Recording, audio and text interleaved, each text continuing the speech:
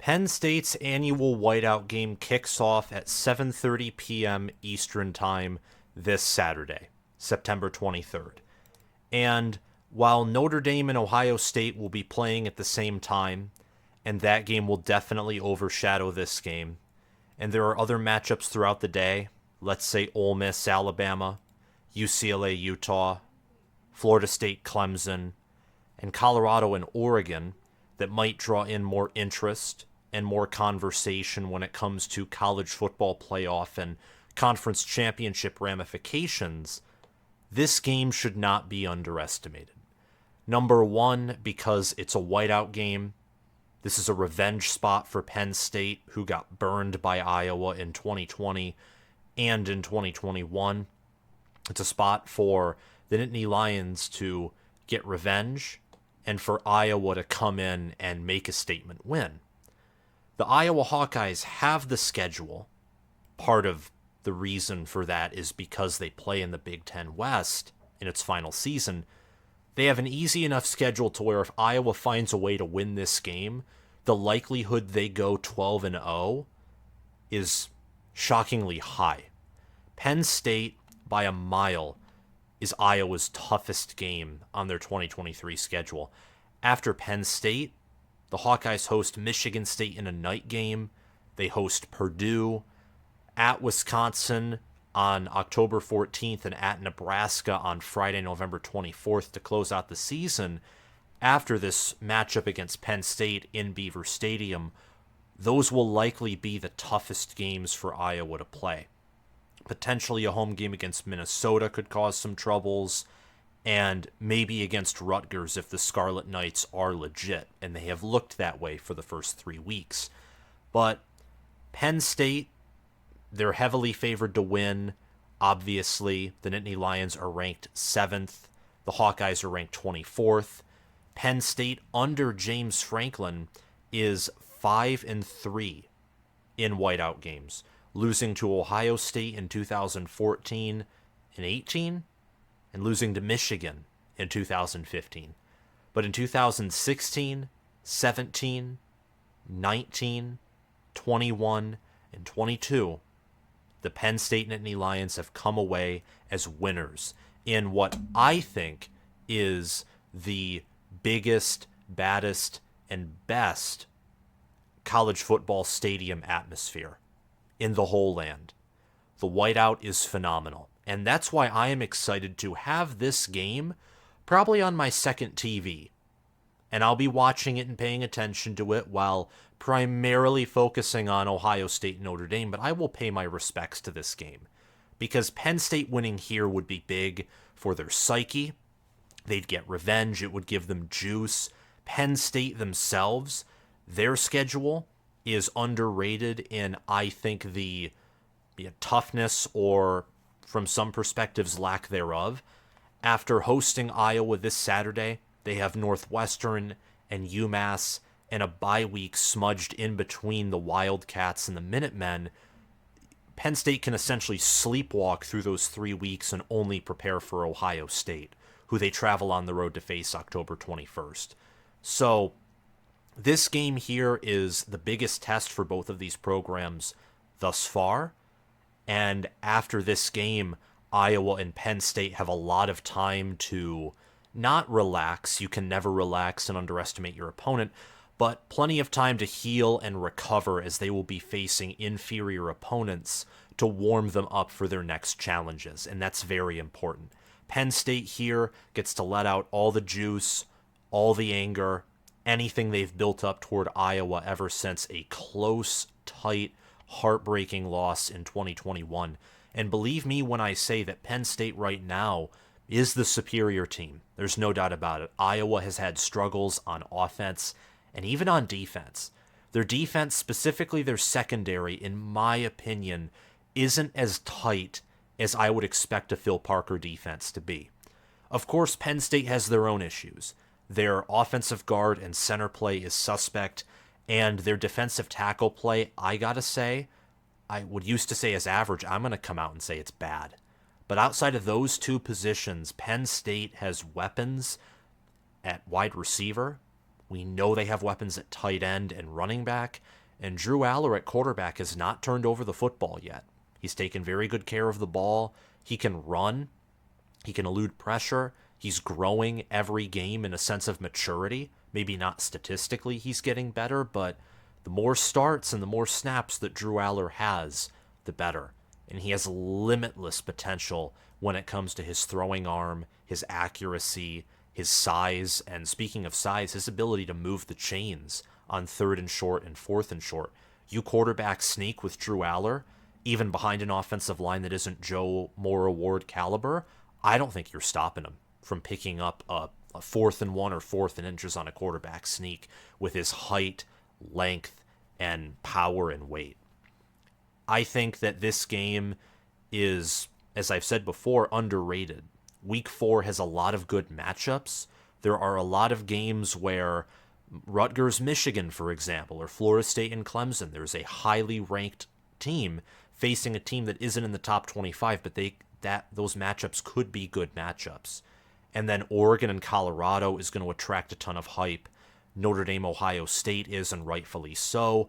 Ohio State, in my book, is a top 4, top 3, top 2 team. And you will see this in a delayed but still elite top 25 video that I am releasing within the next 24 hours. And the Notre Dame Fighting Irish, I don't know if they're quite a top 10 team, but they're good.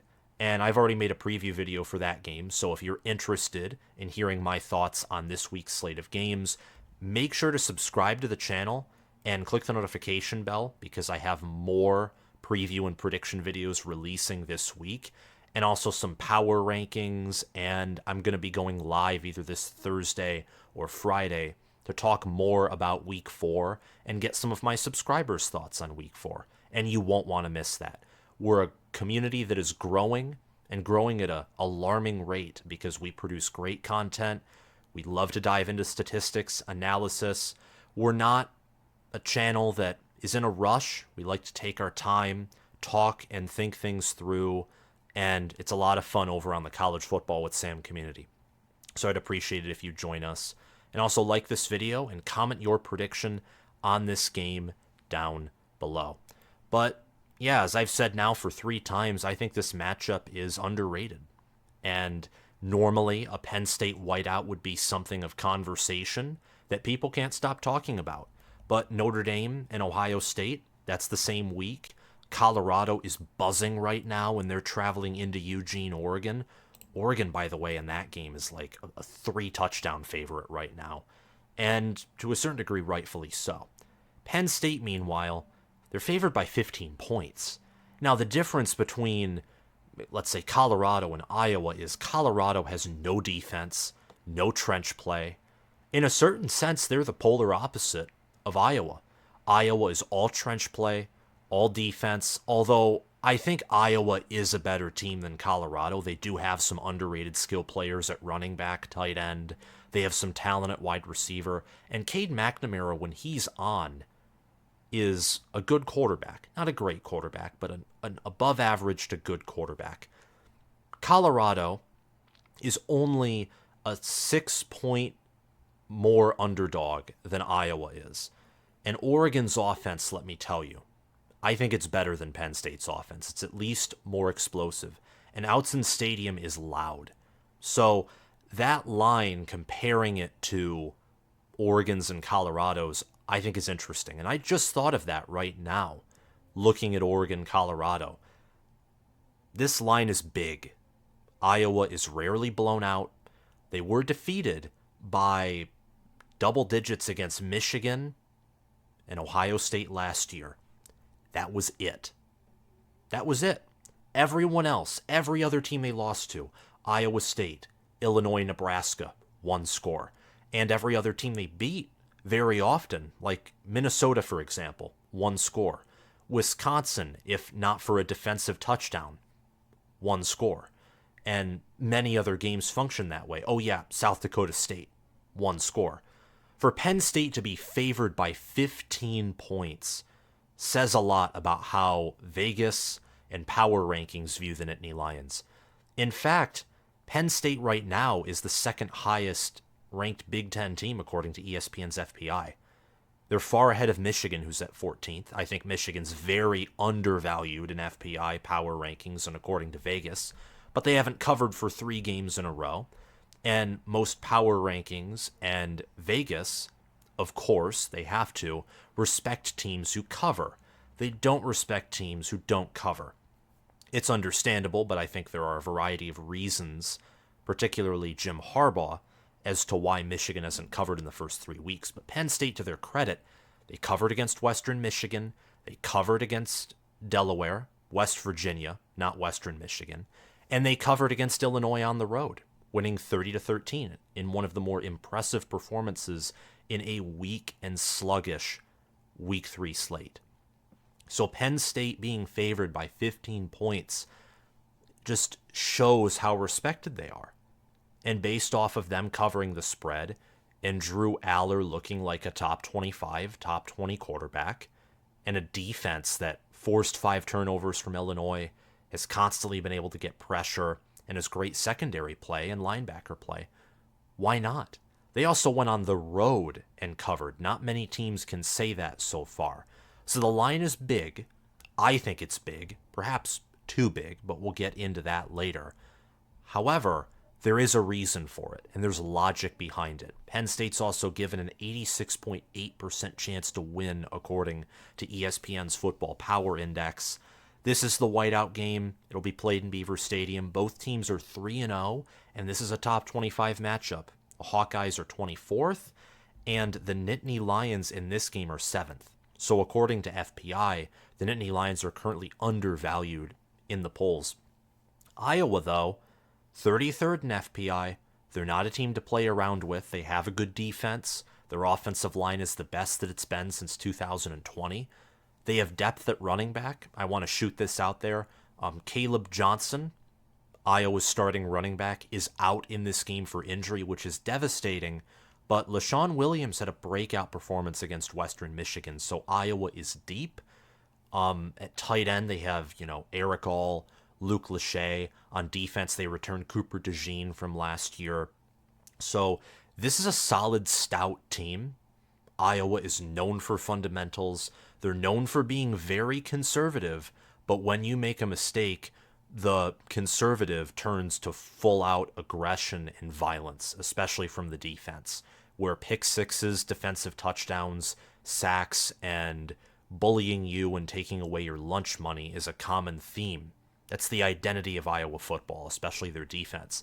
The identity for Penn State football looks very different.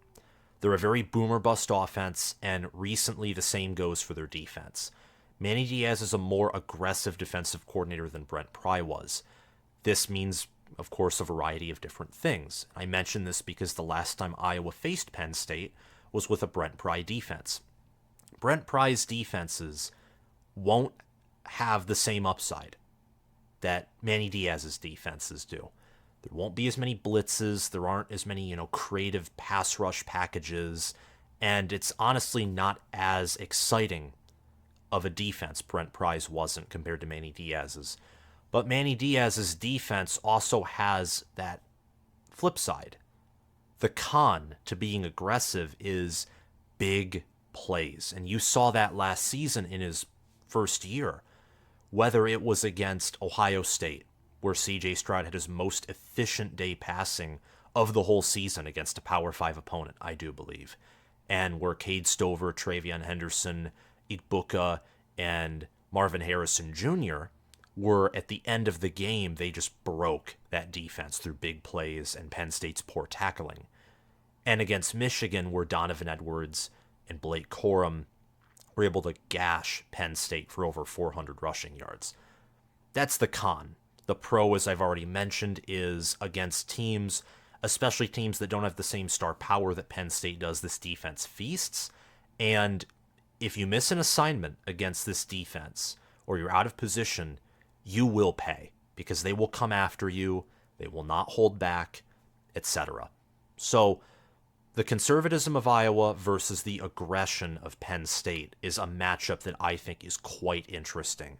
I think that Iowa fundamentally and historically has been better in the trenches, but Penn State at skill positions and on the perimeter, both offensively and defensively, is the superior team. It's going to make quite an interesting matchup. And you see that here. I actually think that Penn State this year has the slightly better offensive line. I think that Iowa has the better guard play, better interior play, but when you have Olu Fashanu and you have talented players for Penn State's offensive line, I think that the offensive line for Penn State right now has an upside and a level of chemistry and togetherness that Iowa's offensive line doesn't quite have yet. However, defensively, I think Iowa has guys like Deontay Craig, Logan Lee, Joe Evans, Yaya Black, Aaron Graves, true freshman last season, true sophomore this season, Jeremiah Pittman, Ethan Hurkett, Max Llewellyn. Iowa has depth at defensive line. I think that Penn State has the potential to have better pass rushers, but I think at defensive end it's very close. Evans and Craig, remember last season combined, had 13.5 sacks. Right now, Penn State has more sacks than Iowa does for sure. I think they have around 10 total sacks on the year. Yep, they have 10. Iowa, meanwhile, only has 3. So far, Penn State has done a better job at rushing the passer, but the potential at that defensive line for Iowa is a lot. And at defensive tackle, Logan Lee, even though Noah Shannon is currently suspended, Logan Lee's a great defensive tackle, and I don't think Penn State has a defensive tackle that is like him on the interior. So trench play is split. O-line goes to the Nittany Lions, and the D-line goes to the Hawkeyes. Special teams, I think, goes to the Hawkeyes. Penn State right now, Alex Felkins is their kicker, and he's had a great performance. He went 3 of 4 against Illinois, and the only reason he likely didn't go 4 of 4 is because Jerzon Newton penetrated that offensive line on special teams to who was protecting Felkins, and he blocked a long field goal. That's the only reason why Felkins didn't go 4 of 4. So Penn State has a good kicker, but Iowa has Troy Taylor. They also have Drew Stevens as their kicker, and Cooper DeJean last year proved to be an effective punt returner. And I imagine that, if Caleb Johnson was healthy and playing in this game, the special teams advantage would be even more exemplified. And Caleb Brown, Seth Anderson, and some other players, I imagine, running backs for Iowa as well, have been trained to just be good on special teams. Coverage is good, punting is good, kicking is good. Iowa special teams is very well-rounded. I know we always talk about Phil Parker, and rightfully so. He is the best defensive coordinator in the Big Ten. He's the best defensive coordinator in the nation. There's absolutely no doubt about that. I think to debate anyone on that would be foolish. I think that's a fact. But someone who doesn't get enough credit is LeVar Woods, their special teams coordinator. The best special teams coordinator in the nation, I think, belongs to LeVar Woods, who played at Iowa in the late 90s and has been on Iowa's staff since 2008. And since 2018, he has been the special teams coordinator of this team. Definitely one of the best special teams coaches, best assistant coaches in the nation. And finally, at tight end, I think Iowa has an advantage there with Luke Lachey and Eric All. Lachey already has over 100 receiving yards, and he leads Iowa, by the way, in receiving yards with 131. Eric All is second in receiving yards, 7 receptions, 81 yards, and 1 receiving touchdown. Iowa's tight ends right now lead in receptions, receiving yards. Iowa, more so now than perhaps ever, with the exception of last year when their wide receivers were banged up, is, tight end.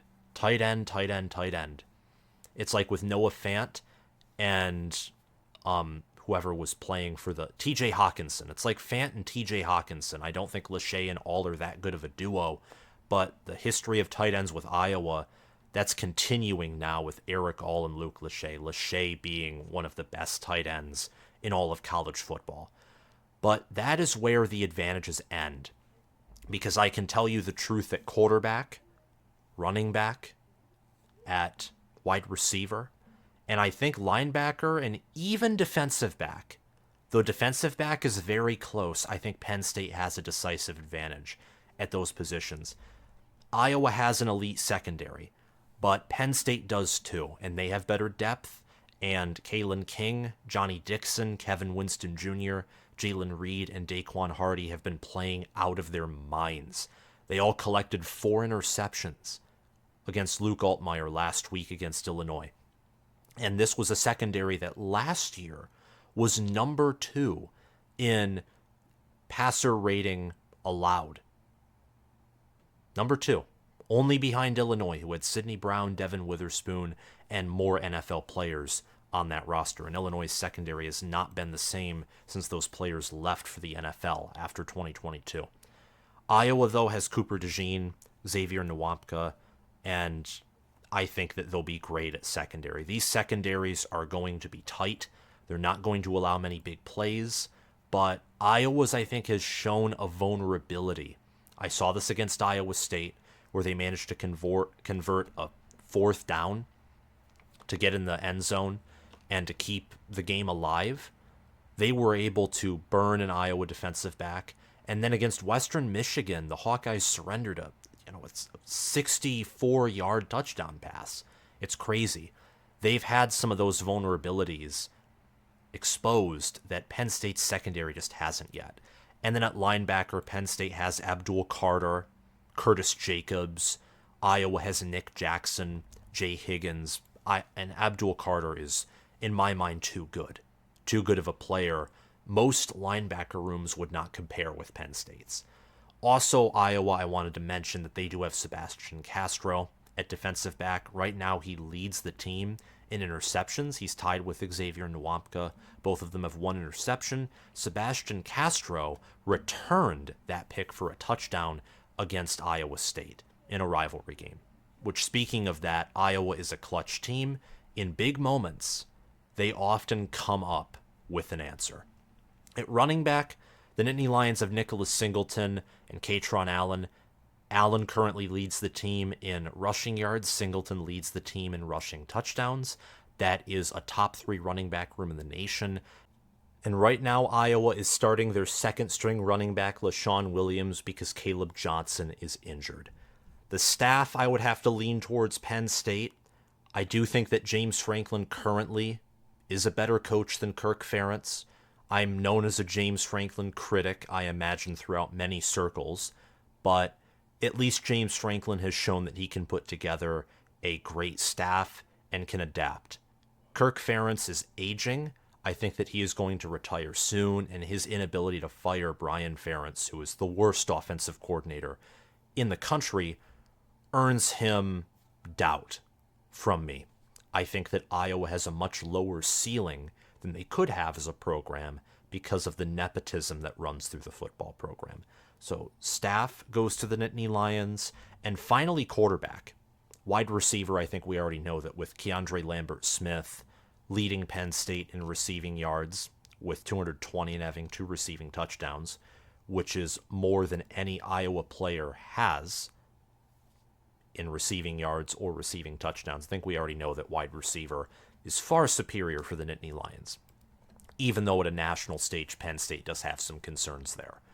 But really quarterback, I expected Cade to play better, Cade McNamara, than he has right now. I thought he would be a better quarterback in the preseason, and Allar has exceeded my expectations. Allar right now is a 152.4 passer rating, 4 passing touchdowns, 737 passing yards, and he's averaging 8.4 yards per pass attempt, and he's completing 2 out of every 3 passes that he throws.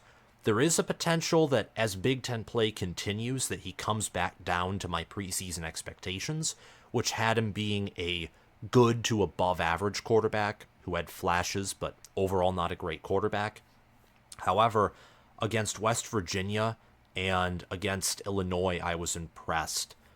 Against West Virginia, he showcased his arm strength and his accuracy, and against Illinois, he showcased that even under extreme circumstances and duress, he refuses to turn over the football. These are good signs.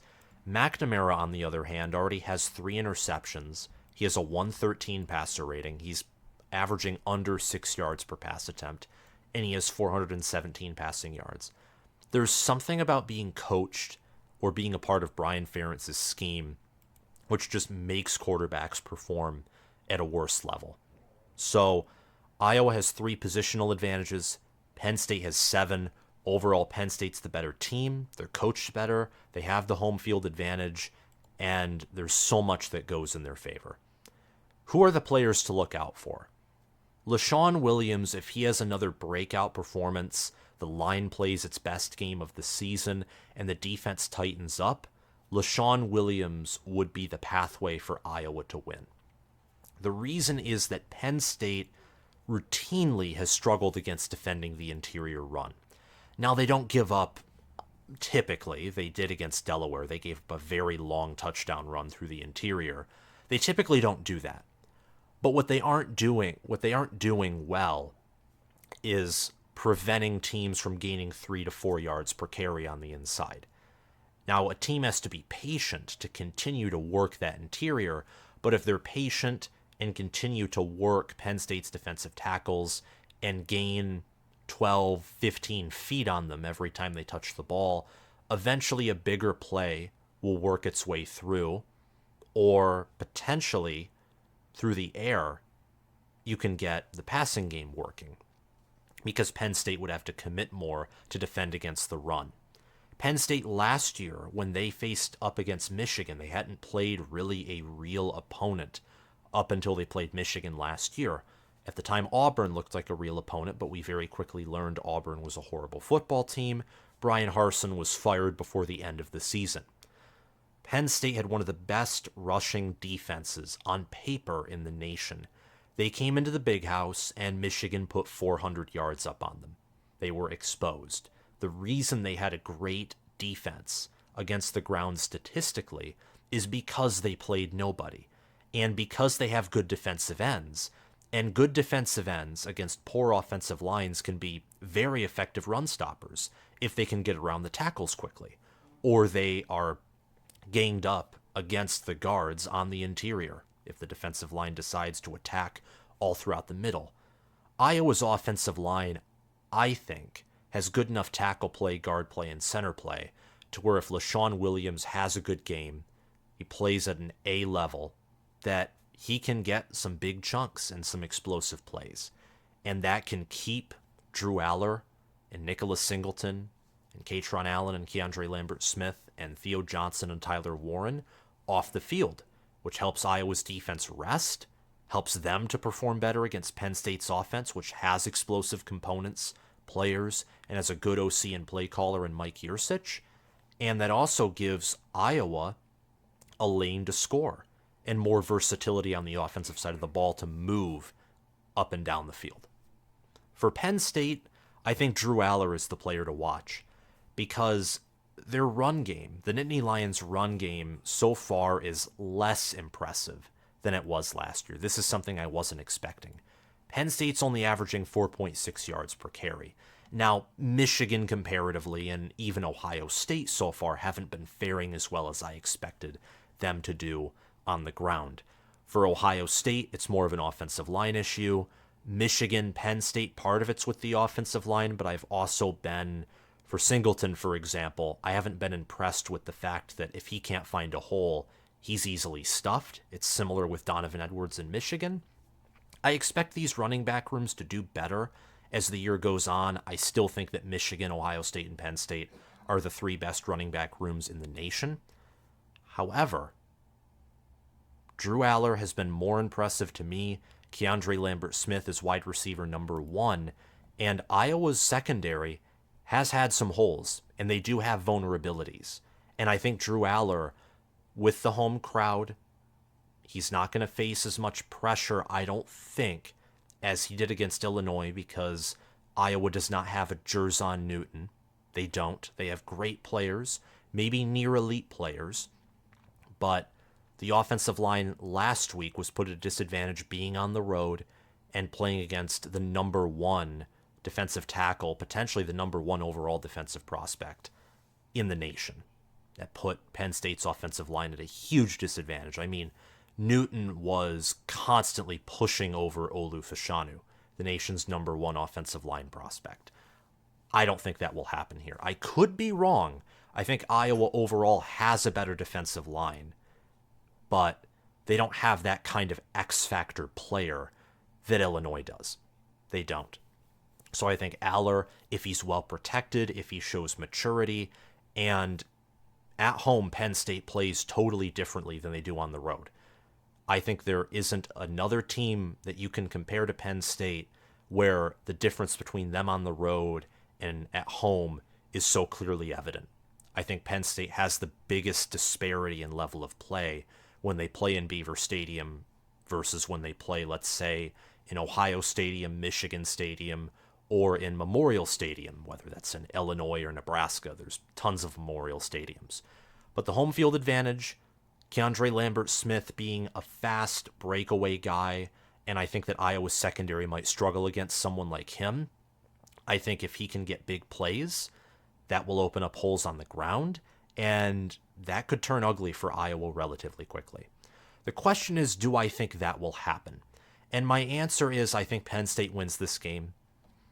In the preseason, I picked Penn State to win by 8 points. I thought that they would score more touchdowns, Iowa would kick more field goals, and that would result in Penn State winning by 7 or more so 8 points.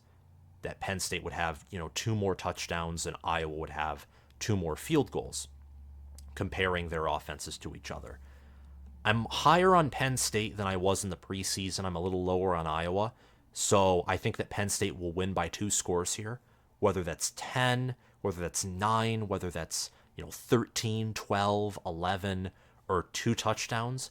I think they will win by 2 scores. I think it's unlikely, though, that they cover that 15-point spread. I think that both teams will be able to exploit weaknesses in their opposing defenses in particular. The over-under for this game right now, this is something that I saw, and I'm not a betting expert, so don't follow my advice, but the over-under right now is set at 40. I think the over is, just from my mind watching these two teams, if the under hits, that wouldn't surprise me, but I think the over is the right play here. I think that Iowa's secondary has shown vulnerability. You can run on Iowa. Michigan and Ohio State showed that last year. You just have to be stubborn with it, consistent, and you can't make mistakes. But you can run on the Hawkeyes. It's not like they have a Georgia defensive line or a traditional Alabama defensive line or a traditional Ohio State or Michigan defensive line. I think this year Ohio State and Michigan probably have some of the best rush defenses in the country. I don't think Iowa has that. Meanwhile, Penn State's defense, we know that the interior run is a problem. Iowa might have the offensive tackle play to where if they run enough on the interior, they can then test the exterior. If Penn State adjusts and decides to really try and stack the box and protect the interior run, if Iowa can work that. And Penn State, their secondary is good. It really is. They have talent. But I've noticed that sometimes in those clutch moments when they need a stop, their defense just can't come up with it. And I don't know exactly why that is. But Iowa being a team that is known to be clutch, Penn State psychologically not being known for that could be a factor. I think Iowa's offensive line will be more comfortable than it's ever been. Just playing through 3 weeks, it will be tough on the road. I think false starts, some of them will occur, but overall this offensive line will play with great poise. They'll be able to hold their own at the point of attack, and they'll be able to push forward when Iowa wants to run the ball. They do, however, lack the scoring offense to win against a top 10 team. I don't think Iowa's a top 10 team, let alone a top 15 team right now. And with how Cade McNamara has been performing and with some of the injuries at running back, it's very hard for me to see Iowa coming in here and getting a win. It's hard for me to see that. I think Penn State's defense will struggle to stop Iowa's run game, but their secondary and linebacker core is so good. I don't see how Iowa is going to effectively pass on this team unless they want to kill Penn State with 1,000 paper cuts. And that would be very painful for Penn State. That'd be the most Iowa way to win the game. But I don't know if Iowa can even get, 5 yards per carry or if they can get passes that are longer than 10 yards. And McNamara has had some accuracy issues like he did at Michigan. And on the road in this environment, there are just so many things that have to go right for Iowa to win this game that I think Penn State's going to win. They're the better team. I think Allar and Lambert-Smith will attack Iowa's defensive backs, and they'll get a big play or two. I think that there's a good chance that you see Penn State have a long touchdown pass. I don't know about a long touchdown run, but I think a long touchdown pass or a long pass maybe of like 30 or 40, dare I say it, 50 yards is very much in play here. And I would expect not just one, but probably two of those to happen in this game. Overall, Iowa's defense will be solid. It will be a near elite defense, but there will be some breakdowns when enough pressure is put on them. That's all I have to say in this prediction video. Thank you to my patrons for sponsoring this channel. I want to give a special shout out to Spencer Bringhurst, my All-American patron, and Will Loftus, Gabriel Calendar, Roaming Gnome, and Matthew Sale, my all-conference patrons.